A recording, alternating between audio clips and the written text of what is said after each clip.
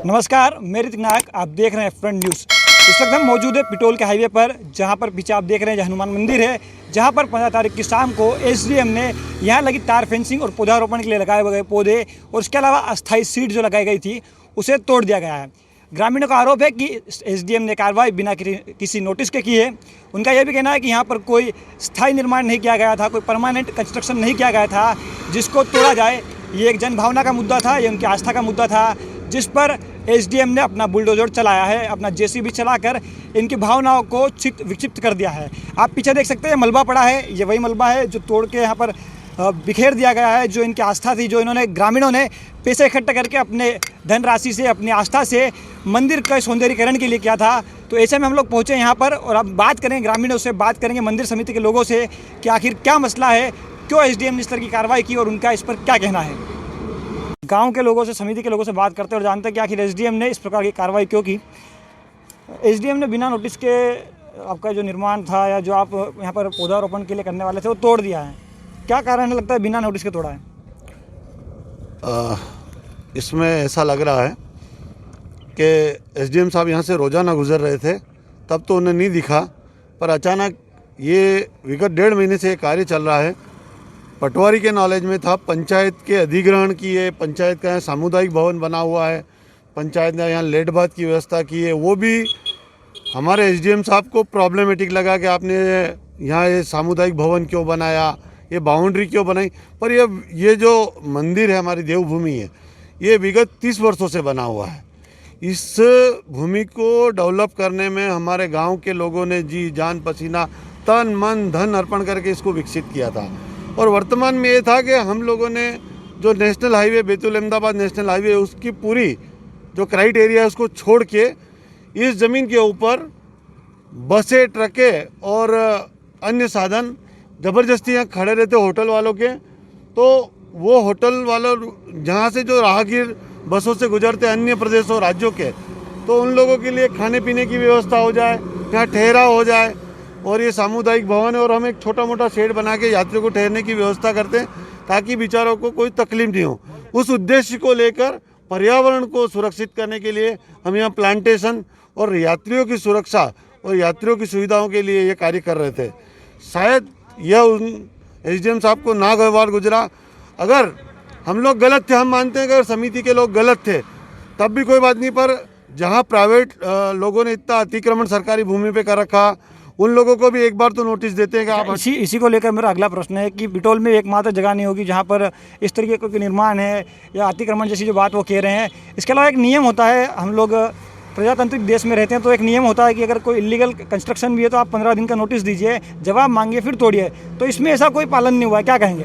मैं इसी मुद्दे पर बात कर रहा हूँ कि पिटोल में इतनी शासकीय भूमि पे अतिक्रमण हो रखा है। पिटोल क्षेत्र के जितने भी पटवारी हैं उनके नॉन में हैं, वो सब जानबूझ के अनजान बनते हैं।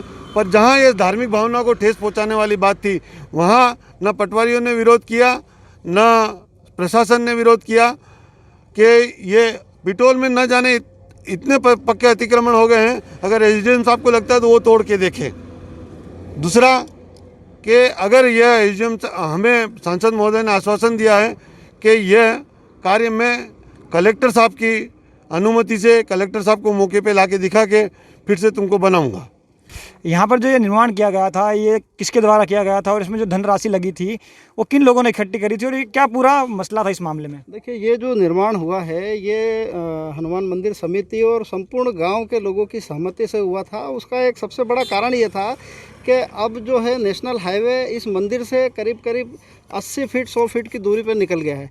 पहले यहाँ पर ये पुराना हाईवे था जो अब इस जगह का कोई उपयोग भी नहीं हो रहा था। हम ये बात मानते हैं कि ये जो ज़मीन है निश्चित रूप से शासकीय है, किंतु यहाँ पर किसी प्रकार का कोई किसी का मकान नहीं बन रहा था, ना कोई दुकानें तानी जा रही थी। यहाँ सिर्फ एक अस्थायी फेंसिंग की थी, वो भी इस वजह से की थी कि यहाँ मंदिर के परिसर में सामने पूरी धूप है, किसी प्रकार के भी पेड़ पौधे नहीं हैं, यहाँ आने जाने वाले यात्रियों को काफ़ी परेशानी होती थी।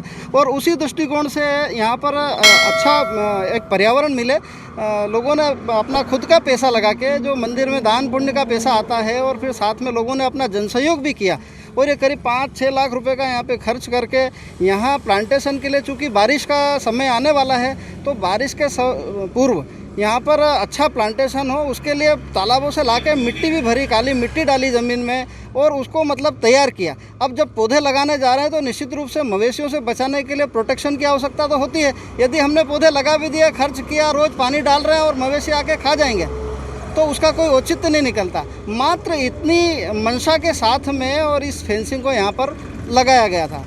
किंतु 15 तारीख को माननीय हमारे एसडीएम साहब और तहसीलदार साहब यहाँ पे पहुँचे, उन्होंने यहाँ समिति के किसी भी सदस्य को न सुना, न जाना, न उसकी मंशा को जाना कि आखिर यहाँ क्या होने वाला है और क्यों ये फेंसिंग हो रही है।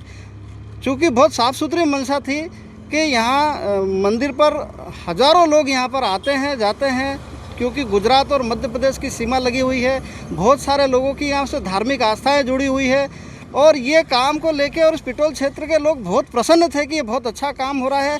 कारण ये भी था कि आसपास, इस मंदिर के आसपास होटलें हैं, और ये जो ज़मीन जिस पर ये फेंसिंग की थी और पौधारोपण होने वाला था, यहाँ पर पूरी रात यहाँ पर ये पार्किंग ट्रकों की होती थी, और ट्रक ड्राइवर जो है शराब पी के और सारी शराब की जो बोतलें हैं वो मंदिर परिसर में फेंक जाते थे। सुबह सुबह उठ के शौच या गंदगी भी करते थे, जिससे काफ़ी यहाँ लोग परेशान हो रहे थे। वो सारी लोगों की जो भावनाएं हैं उसको देख के और समिति ने निर्णय लिया था कि ठीक है, अपन कुछ समय के लिए, जब तक पौधे बड़े हो जाएं तब तक के लिए अस्थायी फेंसिंग करके और इसको निर्माण को करें। किंतु बगैर सुने ये इस तरह का काम जो है वो जिला प्रशासन के अधिकारियों ने किया है। अच्छा, फिलहाल तो आपका जो यहाँ पर प्लान था उसको तहस नहस कर दिया गया है। एक तरीके से आपका कहना है कि तानाशाही की तरह काम किया गया है। ऐसे में अब आगे आपके प्रशासन से आगे क्या मांगे कि क्या कार्रवाई होनी चाहिए? तो प्रशासन से हम चाहते हैं कि एक अच्छा काम कर रहे हैं पर्यावरण को आगे बढ़ाने के लिए। अब हमारे पूरे हाथी पावा को प्रशासन ने ही देखो आप क्या से क्या बना दिया। माननीय मुख्यमंत्री जी ने पूरे नर्मदा के किनारे इतने सारे पेड़ लगाए, जिसमें लाखों पेड़ लगाए, और उसमें निश्चित रूप से जब लाखों पेड़ लगे हैं तो खर्च भी बड़ा आया होगा।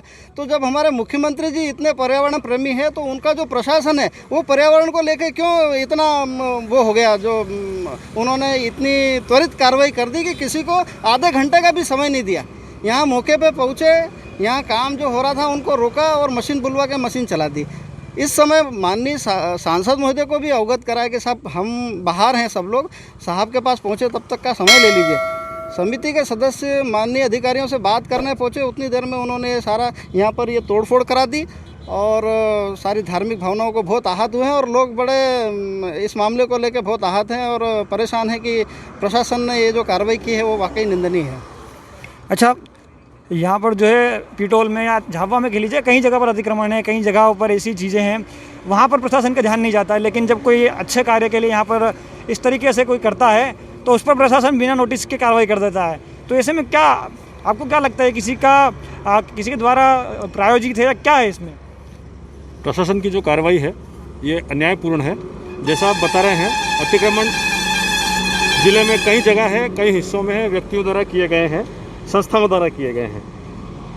चूँकि हमारी प्रशासन से शिकायत यही, हम ये नहीं कहते हैं कि ये भूमि शासकीय नहीं है, निसंदेह ये भूमि शासकीय है, लेकिन चूँकि नेशनल हाईवे का अलाइनमेंट चेंज हो गया है, ये पूर्व वाला रोड है जिस पर आवागमन होता था, अब ये किसी और तरीके से उपयोग नहीं हो रहा है। इसके अलावा भी जिन लोगों के सामने से रोड गुजर रहा है वो अपने तरीके से पार्किंग या और तरीके से इसका उपयोग कर रहे हैं। तो इसी प्रकार से हमने भी सोचा कि इसका वृक्षारोपण करके, फेंसिंग करके सही तरीके से उपयोग करें। और वृक्षारोपण के अलावा एक बात यह है कि यहाँ पे जब हनुमान जयंती का भंडारा होता है तो 8 से 10,000 लोग इकट्ठे होते हैं।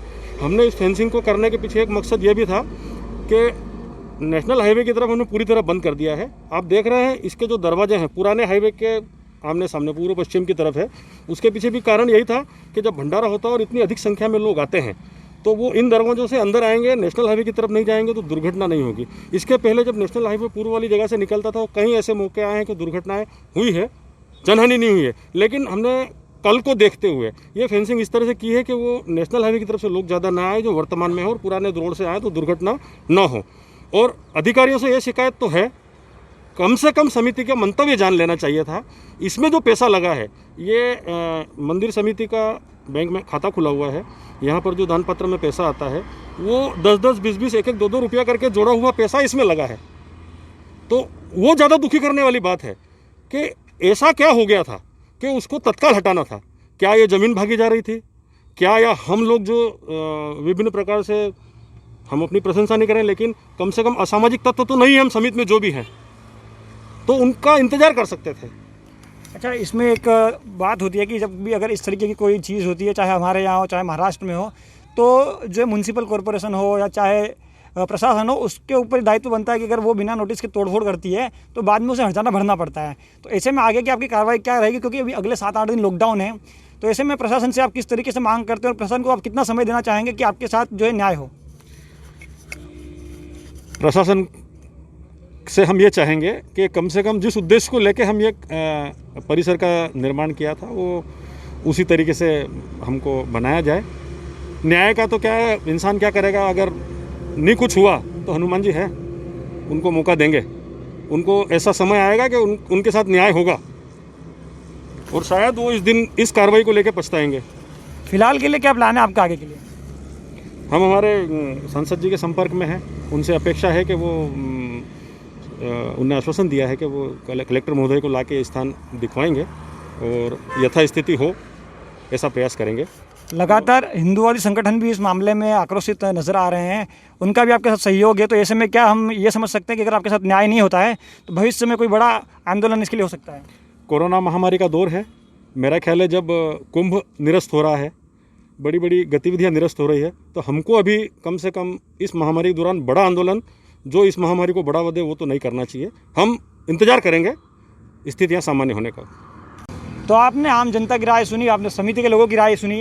इनका कहना है कि प्रशासन ने तानाशाही की है, प्रशासन ने बिना किसी नोटिस के इनकी धार्मिक आस्थाओं पर भी जेसीबी चला है, ना कि सिर्फ इनके बनाए गए कंस्ट्रक्शन पर।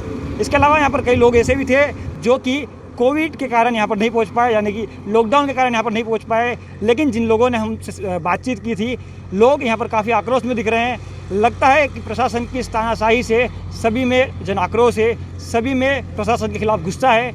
इसके अलावा जनप्रतिनिधियों से भी हम बात करेंगे इस विषय पर, उनकी राय जानेंगे और आपको बताएंगे कि आखिर उनका इस मुद्दे पर क्या कहना है।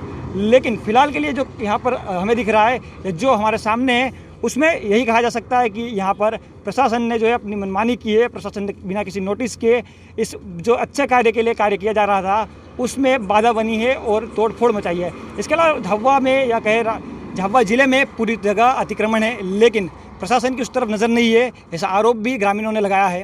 इसके अलावा एक और बात आपको बता दें कि लगातार इस मंदिर में श्रद्धालु पहुँचते हैं, जिस कारण से यहाँ पर अच्छी सुविधाएं होना स्वाभाविक है।